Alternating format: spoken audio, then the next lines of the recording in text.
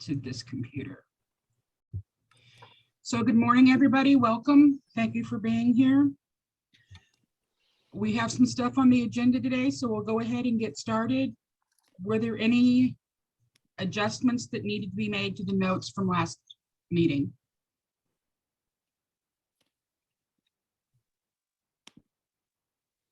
Hearing none, we will proceed. There are no ad hoc committees right now because those have all done their works. The recommendation updates. We've got faculty evaluation and platform, tenure proposal, and faculty student mentoring. I wanted to ask the ones in charge of the faculty evaluation and tenure, did y'all want to present kind of together with the talk that was had, or do you want to present separately? Do y'all really have just kind of present and jump in as needed? I think we can present together. We were all there in the same room, right? Like, yeah, it's fine with me. Okay. Yeah, the first thing to say is we don't have a written response yet from SLT, which we're awaiting to move on to our next step. But we did have a conversation about what some of the comments are in the SLT forthcoming response and how those relate to what our next steps will be. Kelly, Ruby, do you want to address the evaluation comments? And most of the things that came out that they had concerns about were things that are actually in the report. So I think it's mostly going to be a matter of making sure that some of the things in the presentation reflect better what's in the report, or the parts of the, like, basically, you make the presentation, you think you know what the fundamental cares are, and then you do, and then there, and then you find out that the fundamental cares are a little bit different. So we just need to do some tidying up there to make that more in line, to make sure that the right things get presented to the people who, the people get to hear about the parts that they care about. There are a couple of things that I'm not sure what to do with because they kind of contradict the charge, or they go outside the charge. They were talking about like things, some of the questions that came about like dealing with adjuncts and chairs is a little bit outside the purview of what our charge was. We were kind of told to stay in our lane. And so we might have to kind of discuss that, or discuss that that needs to be a charge for another day. Like if that's something that we need to be taking up next in the near future. But the only thing that really kind of contradicted the charge is one of our things in the charge was specifically to have all faculty under the same process, the librarians, the counselors, and everybody. And so we did that, and we created it mindfully looking at the job descriptions and all of that good stuff. But now they're saying that they don't think that that should be that way. And so it's kind of like, but that was the charge. So I'm not really sure where we go with that, but so we might have to do some more discussions, or making sure that we really did successfully create something that is meaningful and does umbrella everybody in, or if we really do need to separate them out. So we'll have to look into that. But I think that's the bulk of what I heard. If I might have missed something, so Ruby, feel free to jump in if I'm forgetting aspects, either subconsciously or like, I didn't want to hear that, so I'm forgetting all about it. I didn't know. No, I think that you summed it up very well, and a lot of it was that we're going to have the memo, like Kelly said, so that we can refer to, okay, this is your concern and it's on page X.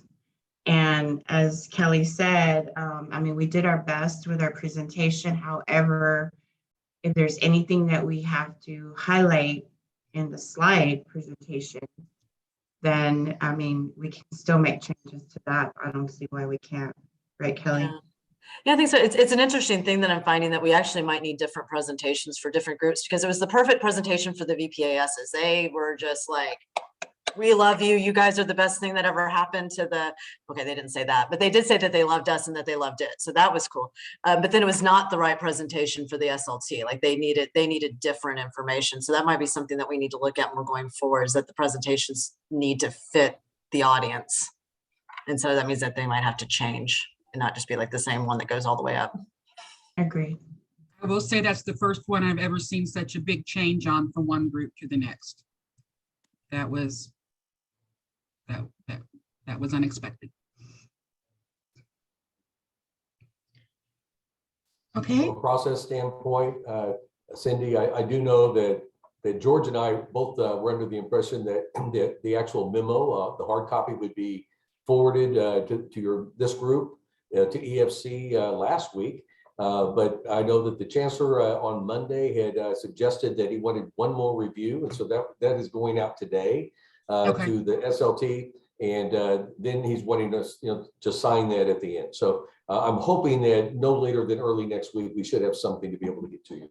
We were concerned too, because I sent a note to, after you sent me something, I sent something to George and I said, didn't that go out?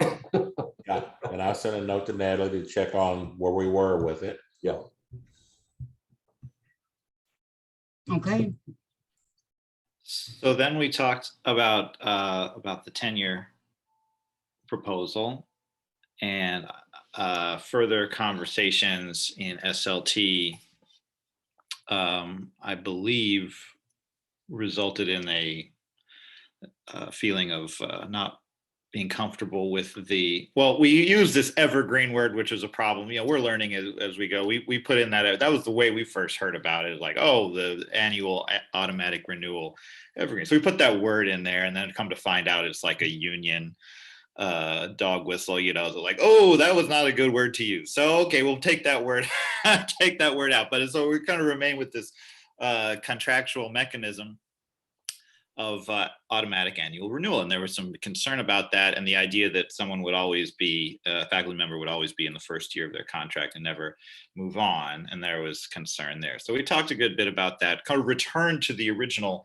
idea of what this is and how the accountability is built into the 3-year contract in case of a problem resulting from an improvement plan or progressive discipline. And so we sort of like rehashed, like, okay, what actually, and are we sure that this is like, there's a problem with this if we just don't call it, if we don't have the union connotation, can we do anything with it? So you asked if rolling contract is the word. Yeah, rolling contract. So, and I got the sense that it could be that we need to have that conversation with members of the SLT who have a problem with, who had a problem with that evergreen word. So to be fair, that's the word that's in the report, and that's what we were tossing around. And I understand that that's an issue. So, but in good faith of trying to, figure out if there's any way of continuing the conversation and addressing that concern. One of my questions was, well, I mean, I wonder we should even go down to, maybe we should just stop there. Maybe I should stop there and we should talk that much and then see where we land. Because I have another idea, but I'm not sure that it's going to be worth thinking about until we've talked about everything else. I'm sorry, Judah. Great to see you, Judah. Hi. She has been at the UFS meetings. And so good to see you. And did I miss anything from our tenure discussion? No, you didn't. And I don't really have anything to add until we see that memo. So I appreciate the update on that, Dr. Baser. Okay, well then, Judah, if you would continue with the faculty student mentoring. Michael Lee has a hand. ML has her Oh, hand I'm up. sorry, I didn't see that. Michael Lee?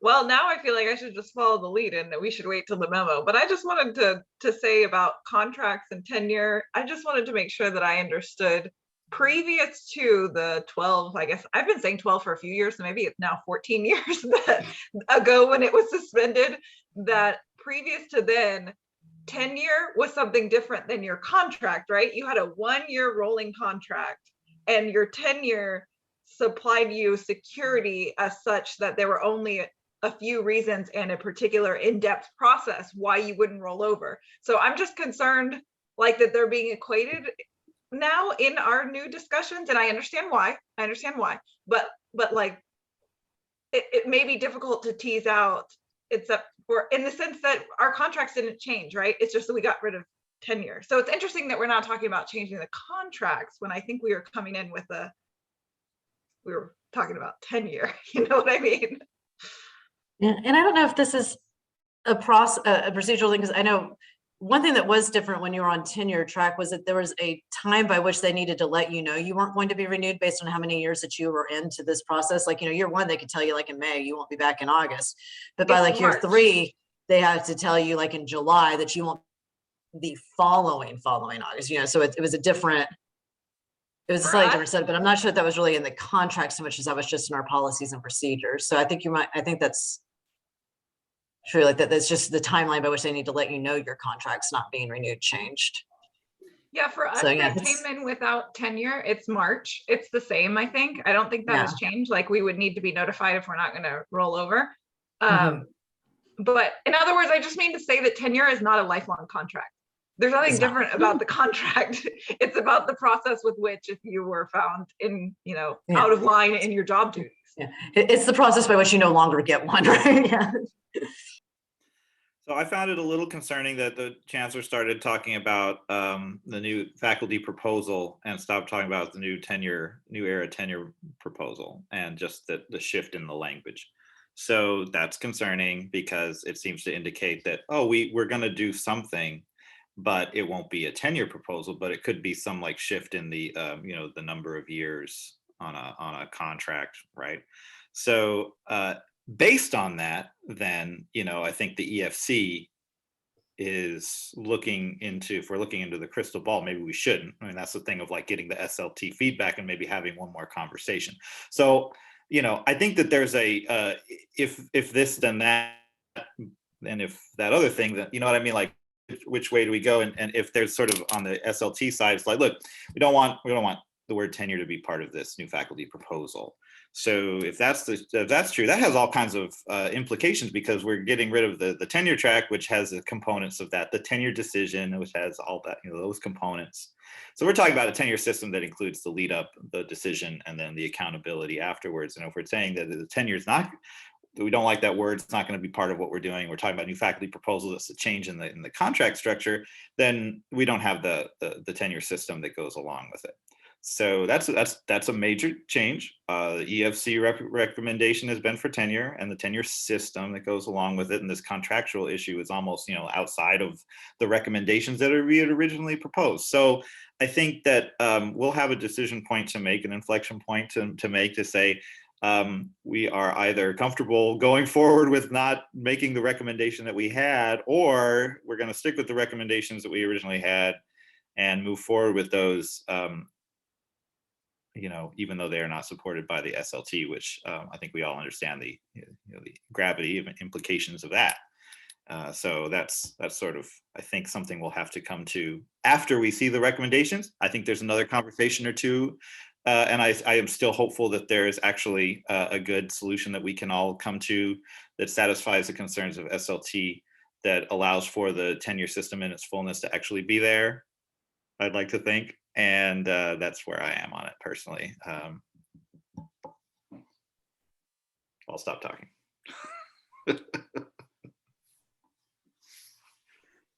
Anyone with anything else to add to that? Any questions? Okay. We'll see where it goes from here. Judah, Hi. faculty student mentoring. So faculty student mentoring, of course, the ad hoc, work is completed. I don't know, are we waiting for a response from SLT to our Yes. presentation? Is that coming? Okay. Yes. One of the recommendations, or really two of the recommendations that we had made, was to measure the success of our programs with a qualitative survey. And so we're actually moving forward, and the leads are currently drafting that, because they'd like to have, by the time we present to the board, have within our report what that survey looks like. Another part of our recommendation was to, just increase the collaboration and communication between the FSM leads and coordinators. And so we're continuing that. We have regular meetings set up throughout the spring, and we've started to build that Canvas shell for a space to share the institutional memory of all of our FSM work and programs, as well as resources. So we're kind of moving ahead with the recommendations that we had made where we could, just so that we have more to show in our next presentation. So is there an update on when that might be, our presentation to the board? I don't have one yet. I will be working on that next week, Monday of next week. Okay, and then I had also reached out to Dr. Rayleigh to can it see about a person who could be that liaison between the FSM leads and district moving forward. Right now, I'm kind of acting in that spot, but then after this goes to the board, I'll be stepping away from that work. And they had, because I asked them, do you want a faculty member, like maybe myself to continue as that liaison, and they all agreed it would be best to have somebody who's from district that can be that liaison. We have received a notification from HR yesterday, in fact. Philip Anea will be the interim person that will be filling in that spot. And then we'll do a formal search as part of our normal process, is to fill vacated positions. But received notification yesterday that we're good to go. So you should be hearing something from Philip soon. We're just finalizing the paperwork. Okay, thank you. Now they're having a meeting this week. Should I invite him or Yeah. wait until? Okay, good. Yes, please do.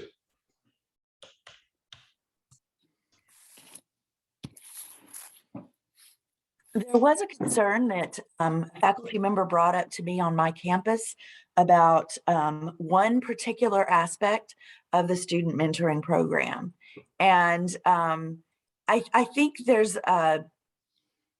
already a practical solution to this to some degree, but it is a concern that I was curious if it's been discussed. And that is that when faculty chairs are also serving as mentors to the students of the people that they're supervising, there's the concern that was brought up that I had not ever thought of, actually, that student has a sort of conduit that skips over the established process for communicating any concerns, right? So the question that was actually brought to me was, what do we do about a potentially awkward situation or a procedural problem of a student complaining to a mentor that also happens to be a chair, and sort of bypassing that system? So when I didn't really have an answer to it, I talked to the deans about it. And basically the dean said that there maybe should be something in training or in writing that the district proposes that states that if a faculty chair is mentoring, that if a problem comes up, it gets referred back down to, which is really the process anyway, back down to the professor. And then if it goes right back up, if the student then follows the procedure, it would go to a dean instead of that chair that has a mentee-mentor relationship. Have you guys discussed that at all in terms of potential things that needed to be in recommendation or anything like No, that? actually, that hasn't come up, but that's an interesting one. And I feel like Right. that's also, like, as a mentor, you have to disentangle those types of conversations with the student, because, like, I'm serving as a interim chair now. If I'm in, and I have a mentee who, is in a course that's in my department, but if the conversation turned to like that sort of classroom complaint issue, I feel like I would be putting on a different hat to have that conversation, right? I wouldn't be serving as the mentor in that conversation. Does that make sense? And so now I think that's an excellent point to bring up, and we need to address it and have some guidance. But I just think you have to we all wear multiple hats. And so the conversations that we have, you have to be very clear on what role you're positioning yourself in when you're having those conversations. Because I don't even allow students in my class to just complain about another faculty member, right? And I wouldn't want to have that conversation with a mentee. But if it's a conversation that the student needs to have with the chair, like you said, I think I would send them back to the faculty and say, try to discuss it there. And then if you need to, you come back and we'll talk as the chair. I think that would be the correct way to approach that. I think so too. I think the faculty member that brought this to me wanted clarification on that. Yeah. And when we discussed this with the deans in our executive meeting with them, they were really of the same opinion. I just didn't know if there was a codification of that process in some form. So yeah. Yeah, and I don't think that's a bad idea. I do want to point out that in some cases, a faculty chair mentor may also be the only discipline full-time professor as well. So as we start teasing this out to try to assign the mentees to specific mentors based on their area of interest, that might be more of an issue even, or less of an issue, because they're just dealing with the one professor, but they could be doing something with adjuncts. So I do think it's a good idea, Caroline, to have something in writing of how that process would work, just so everyone's clear. So, but it sounds like it's not going to be our purview to do. It sounds like it's, or maybe it is, I don't know, but I just thought I'd bring that up because there are some details that when that was brought to me, I'm like, oh, I had not even thought of that. And that wasn't even on my radar. And so I'm not sure if it was on anybody's radar, really. Wouldn't we have to refer to the student grievance process, which is in our catalog? Yeah, Exactly. Which takes And the I think, student- yeah. Yeah, which takes them back to the faculty anyway. Yeah. And then, and then we know that they go back to the faculty. If it's worked out, great. But then that's where it gets a little stickier. Does it go back to the same chair, or does it go to someone else that sort of steps into that role when there's a perceived possible, Yeah. yeah.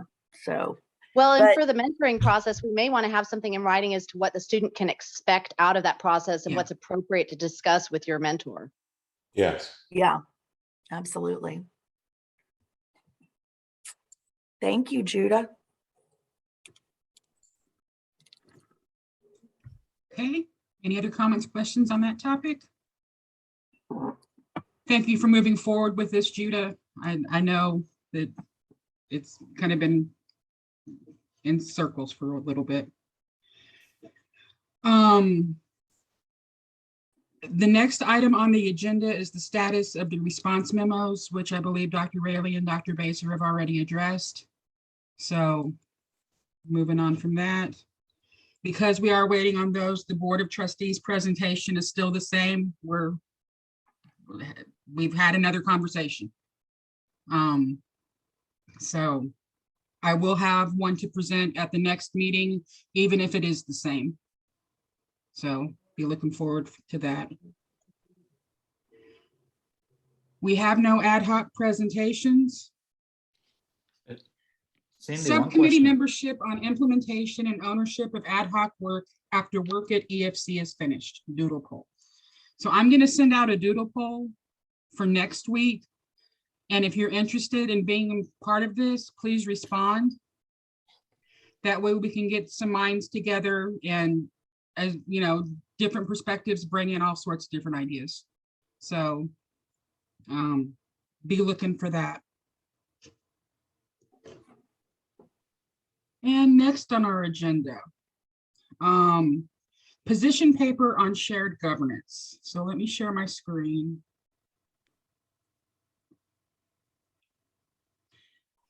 And what this is addressing is that, hold on, let me, stupid technology. Okay. So we want to make sure that the bodies that have elections get to choose who their representatives are. That is a function strictly of the faculty getting to choose. We do not want other people stepping in and saying, no, you can't serve as elected. So our position paper on this, I'll let you read it. I'm not going to read it to you, but this is what we've put forward to that end.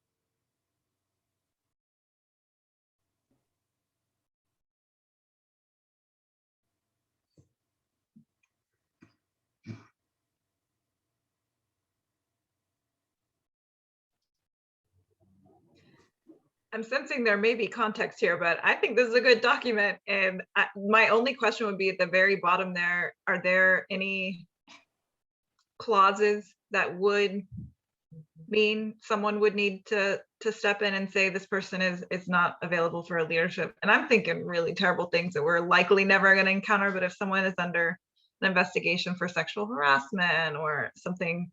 But then that would pull them from all of their duties, and their representative duty Gotcha. would be based on that. Gotcha. So maybe could we put a footnote to like, you know, unless they're pulled from all their duties, which see procedure, blah, blah, blah, blah, blah, that explains that. Yeah, I would assume that those things would like, we'd call them like being pulled away. Like, you know, for instance, if you're on the district council chairs and you're removed as chair, then you're no longer a chair anymore, and therefore you cannot, you know, like those sorts of things. Or if I became a dean, I no longer could be faculty senate president because I'm not a faculty member now, you know, but I don't know that we would, I don't know if we need to stipulate that or if that's understood. Oh, sorry, I saw people had hands up, so I jumped the line. My apologies. Judah?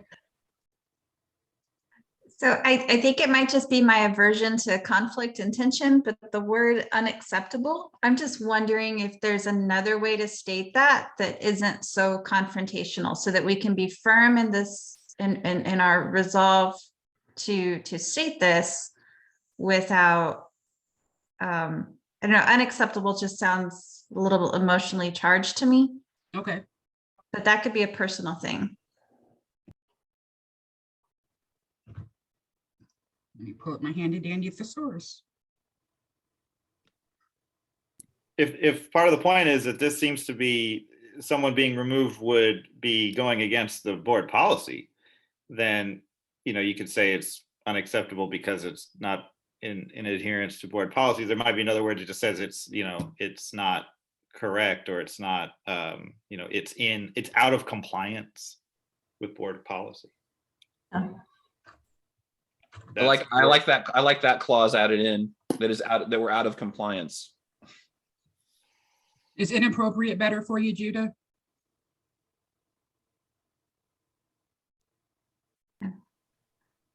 We just say straight up, we find it I out don't of know. compliance with Out of our compliance? procedures. And just, Okay. Yeah, that might be a little bit more straightforward. I Yeah. agree with that.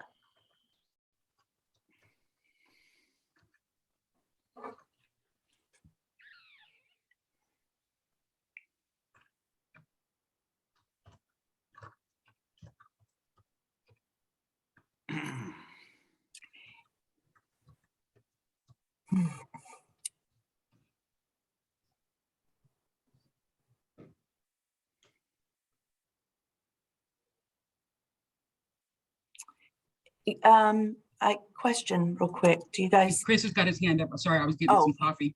Chris? Caroline can go first because mine it's related to this, but what was the impetus or the inspiration for this position paper? Or did I miss it? And because my brain is still foggy from my allergies. Imagine, if you will, a college administrator asking an elected representatives to step down from their elected position. Imagine, or okay, gotcha. Imagine, I like that word. Okay, yeah. I figured that it had happened, and that's why we're taking a position, but okay. But it's a good general position paper to have anyway, just, I mean, it's not addressing a specific incident. Okay. This is not in response to a specific incident addressing that. Okay. This is our position on elected leaders as faculty representatives. Well, and that part elected is so important, right? Because that's Yeah. the whole democratic nature of the faculty shared governance, which is unique in any kind of entity, corporation, but also education. You know, we get to, if someone is not doing their job, well, then their constituents will just vote them out, which is not the case for maybe other positions of leadership.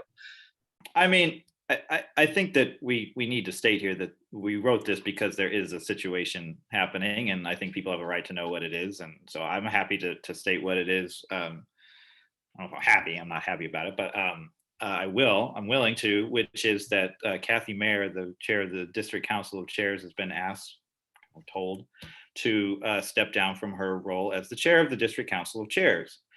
And there's a lot of other things to be said about what led up to that, but the point is that's the issue at hand. And so the shared governance groups find it incumbent upon us to take a position to say that we find that to be out of compliance with district policy for that sort of thing to happen. And so I think we need to, as the elected faculty representatives, assert that as, you know, to the extent that we are shared governance groups, we have to be able to elect our leaders. Now, you know, I think, well, I'll leave it there.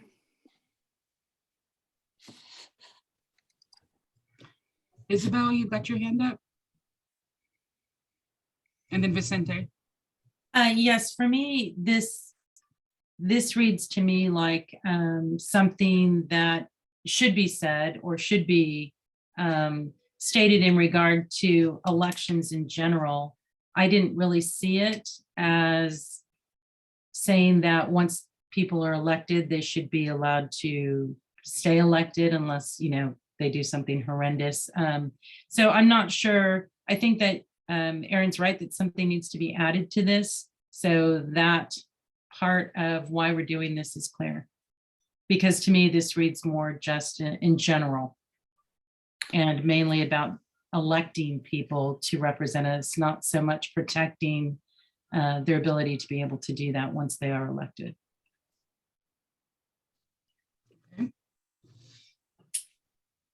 And I think that that just means that this last sentence or last couple of sentences could clarify that. My question was like, who's gonna send this, and who's the recipient of this? Is this EFC signing this, or? EFC, UFS, and the District Council of Chairs. Okay, and we're gonna send the document to? We're going to send it to Dr. Flores. Okay, thank you.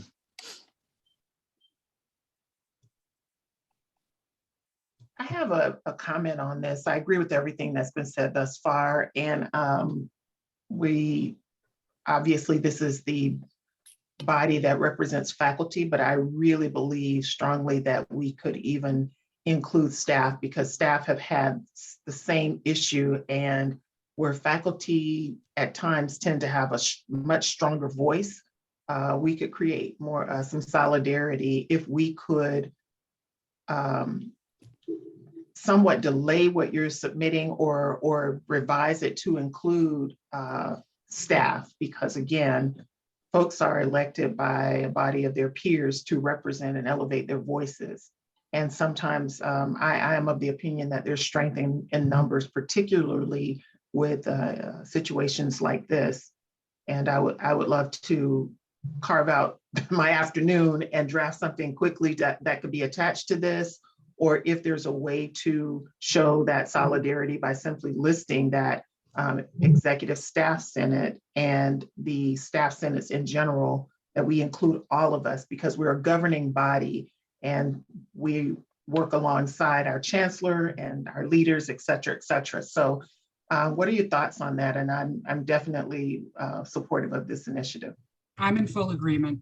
I think that would be awesome. I will be sending an email quickly to my Senate to just kind of let them know that this is what we're going to do. I don't know if you want to just add executive staff senate and senates in general, but I think the language governance bodies should be in governing bodies, or however we want to frame that, but please include us there. And I will go back and write out what the acronyms stand for. Thank you. Isabel and then Chris. Sorry, my hand is still just up. Oh, okay. Chris? Well, and I'm kind of following up with something that Isabel said. And because Cindy, you made the example of if somebody is being told to step down, do we need to include verbiage at the end of this that says we support the rights of faculty and staff? Oops, I gotta clear the chat because it's covering up my screen. We support the rights of faculty and staff to choose / elect their own representatives and allow those representatives to serve their terms according to each individual group's charter or constitution.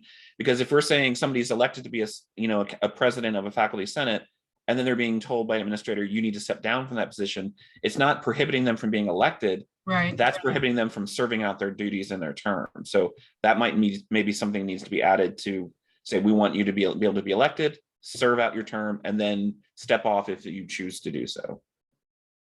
Okay. I'm writing this down on paper because I don't type quickly. And it's just embarrassing. No problem. Judah?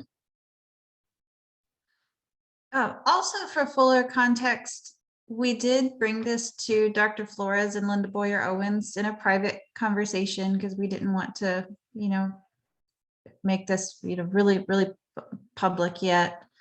And so I just wanted everyone to also be aware that their position, and then what kind of prompted the discussion about moving over to this, making a firmer position paper, their position was that, this policy stands, of course. However, the primary job of a faculty senate person or a staff senate person or whatever is their first job, like the job that they were hired for.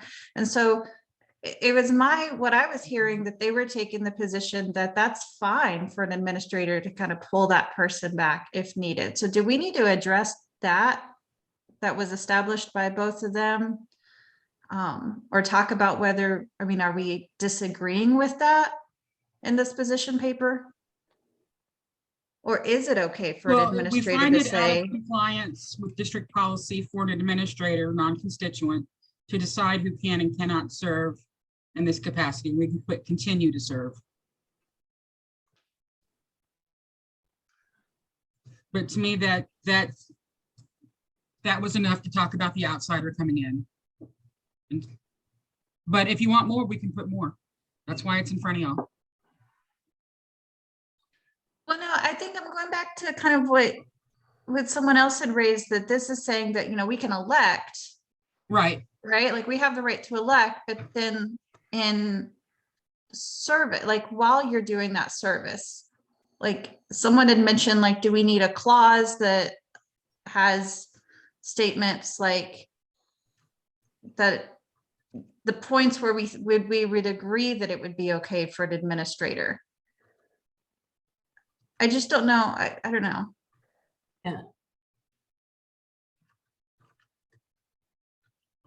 I think it was Kelly that clarified in cases where people are pulled from all their tasks, like, yes, of course they would be pulled from this one as well, I guess. All right, that's true.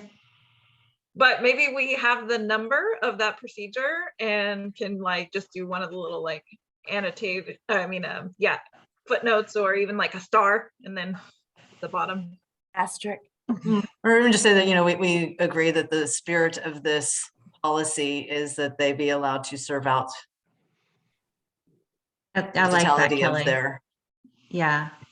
I think that's what I was looking for. and to Was be fully that, representative, like, extra because language. I think it should also, there's kind of a two thing here, right? Like, one, they should be allowed to serve out their terms and also serve out their terms unintimidated. Like, they should be able to take on that role and, voice the faculty, the faculty or staff or whichever, without fear of reprisal for their work on these committees. Okay, Kelly, could you say that again, or do you want me to get it off the recording? Let's see if I can say it again. I said that they should be allowed the freedom to fully serve their terms without the totality of their terms without fear of reprisal for their service. Unintimidated. I told you I can't.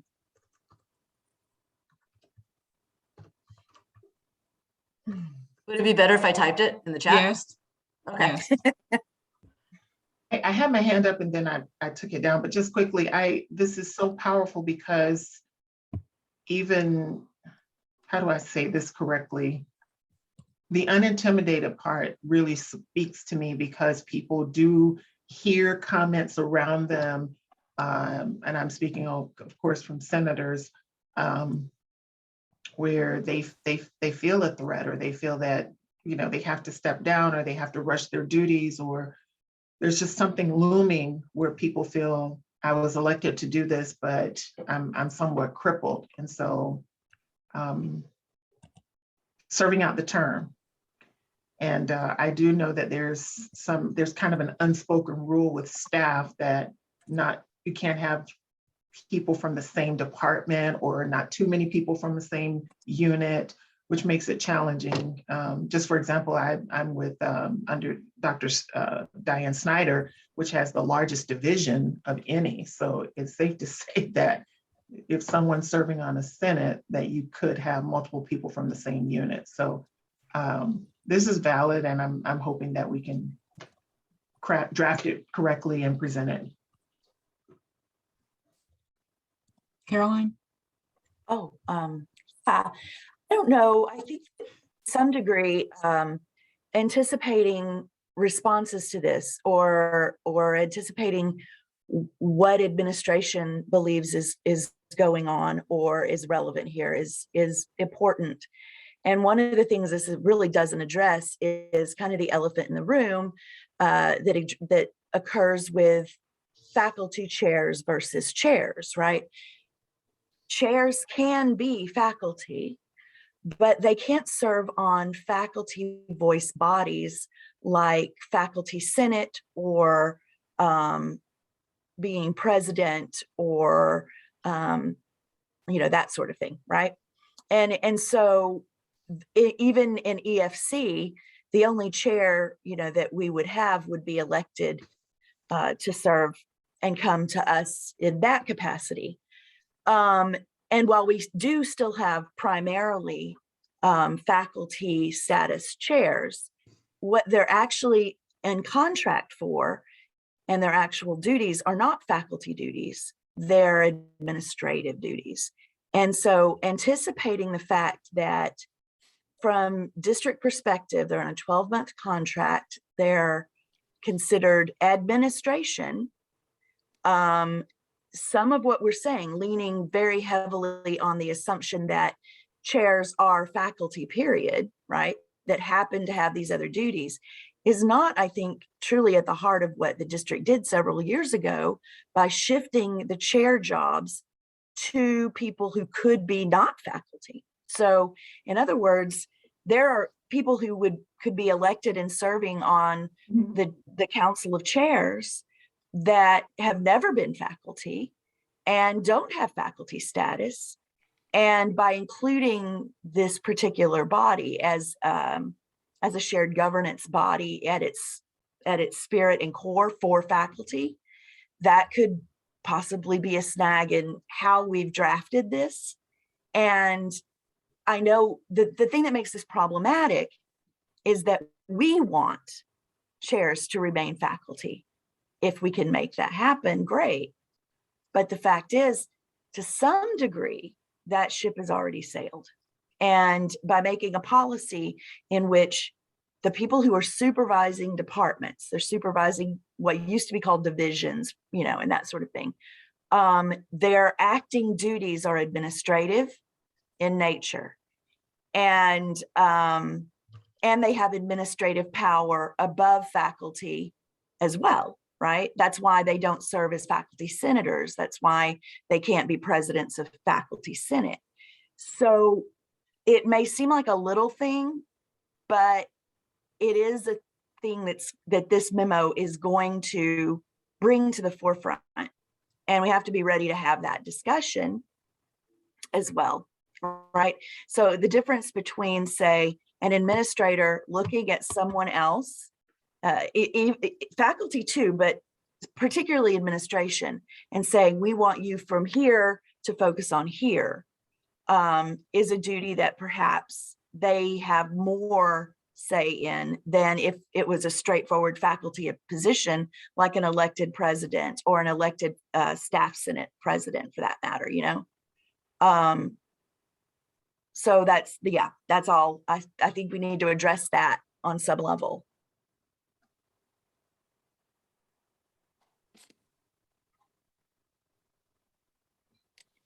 I just have Mrs. one King. suggestion. Yeah, I just have one suggestion for that paragraph, because I mean, we repeat the statement of we support the rights of the faculty right at the beginning and then at the end. So if maybe there is no need to say it twice, we can leave it at the end and then start that paragraph with the important statement, which is we find it out of compliance.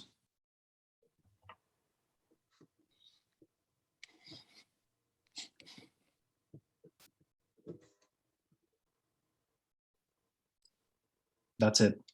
Okay. Kelly? I just want to clarify that then the chairs not being allowed to serve on Senate might be peculiar to Northeast Lakeview, but I know at like St. Philip's, part of our recognition that chairs are most frequently faculty and should be faculty is that we acknowledge their full rights as faculty. So they do serve on our Senates, and we have 2 serving on Senate right now that are chairs. They can't take the president role or the VP role because the release time involved, they're already maxed out on their release time. So you can't, you can't have like a 10 release that's not available, but they do serve on the Senates. And so, and I think the way we're wording this is not really meant to just be about faculty, because we're also including staff Senate. So anything that would be a shared governance body, I think is fine for including in here. And chairs just have, right now, I believe we only have 2 chairs in the district that are not faculty, and they're at St. Philip's. They're not, no one else has done this.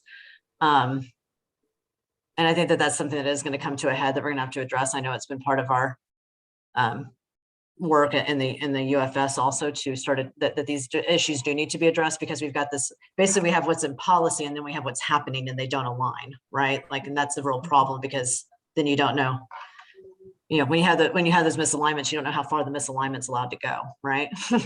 So we need to get it codified correctly in our policies and procedures. But I do think that it makes sense still to include them here, because they are an elected group. Their bylaws have them elected, by their peers. And also chairs are kind of in this very bizarre position where they kind of serve 2 masters. They're supposed to be our one part of their job is being our representatives to administration. They are supposed to be our voice going up, but also their administration's will coming down. So they got kind of a bizarre place where I think that their role in shared governance is pretty critical. Caroline, did you still have your hand up? Oh gosh, no, I'm sorry. That Oh, no fully problem. addressed. Take my hand down. Okay, so we will work on wordsmithing this. Chris, you got a comment? Well, it was just running through my head, especially because it's something that Judah said and then something that Kelly said about the primary role of faculty being teaching. I mean, that's, but we do have other job duties listed, and we also have the other duties as assigned. But for those of us that are VPs or presidents of faculty senates, we do get release time specifically to act in this role. So and because this is going back to, if we do include staff senate, which I believe we should, it should, like all elected bodies should be included. Is it going to get murky that, staff senate does staff senate get any type of release of any kind? Because I know it's only faculty that usually get release time, correct? Because I'm just wondering, because we specifically for our roles are getting release time for this, to taking these actions and participating in these groups. Valerie had to leave.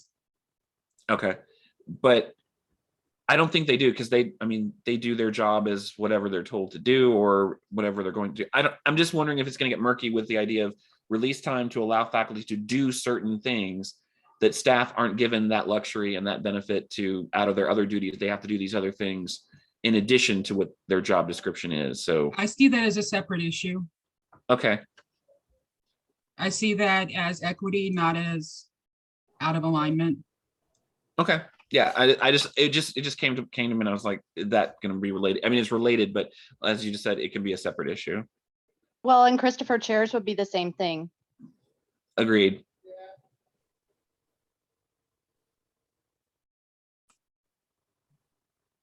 Any other questions or comments on this position paper as it stands now with the edits that have been mentioned? I will get those edits into the paper.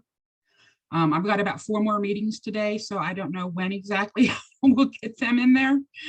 But I will work on that and send that out to everybody before it gets forwarded. So you will see the final draft before it goes out. Cindy, Yes, who did we say we were sending this to? Dr. Flores. Okay.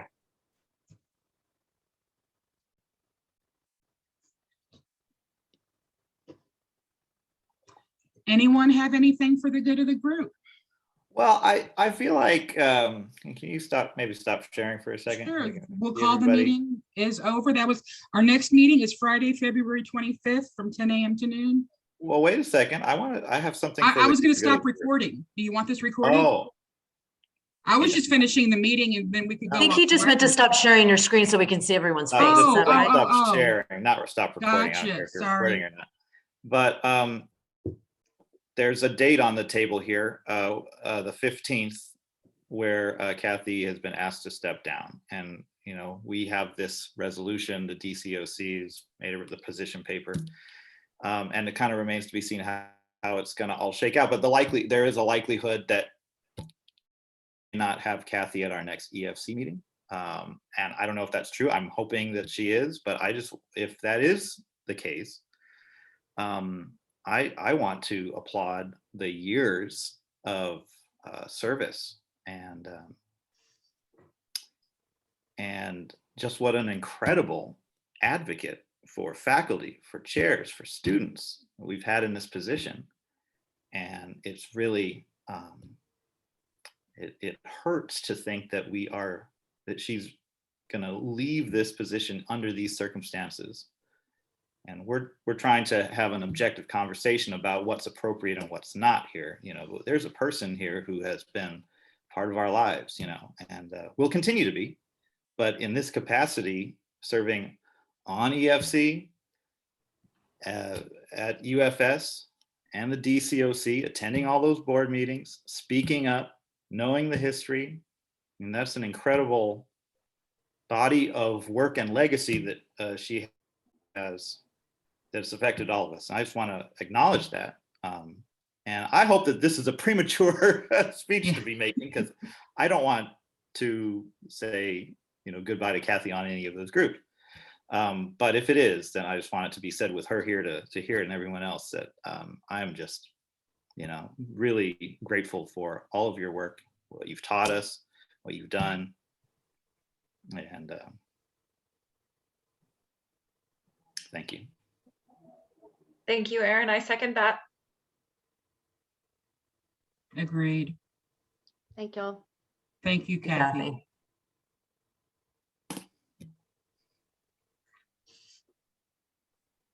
I'll share words with you privately at some point. Okay. We thank you for your service. We thank all of you for being here. Does anybody have any final thoughts? Okay, then our next meeting is Friday, February the 25th from 10 a.m. to noon. I will get this out to you as soon as I can. Have a good day. Have a good weekend. Be safe. See you in a couple of weeks. Bye, Cindy. Thank you. Thank you, Cindy. Bye. Hey, Cindy, was that what? I'm sorry for clogging your inbox and at the beginning of the meeting, but was that what the type of stuff you were looking for? I haven't looked at it yet. I don't multitask. Oh, yes. Yeah. Sorry. I just apologized for multitasking. I saw that and you then were sending asked them. And I saw that it was more than one. Yeah.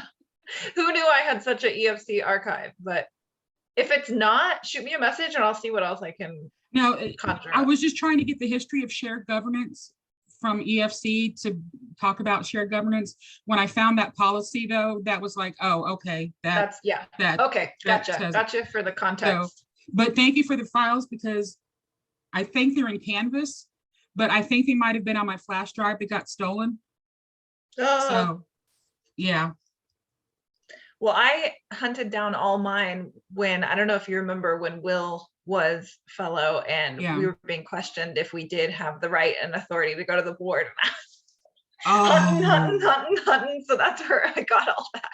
oh, So I Yeah. have all these archives now because I sought them out from like Lisa Black and Adam and well, all if you sorts of have folks. those in one place, I'll send you a flash drive if you'll copy those for me so that I can maintain it. Because like I said, I think they're in Canvas, but they're not on the, so. Yeah. All right. Well, it was good to see you today. Very You tough too. meeting, but good to see you. I think it was a good conversation. I think so too. Okay. Just feeling lucky to be here. Have a good one. You too. Bye. Bye. Dr. Rayleigh, you there? Yes, ma'am, I am. Okay, did you want to talk to me about something? No, just making sure I didn't log off too early. Okay, fair enough. I'll talk to you later. Have a good weekend. All right, you too. Bye. Bye-bye.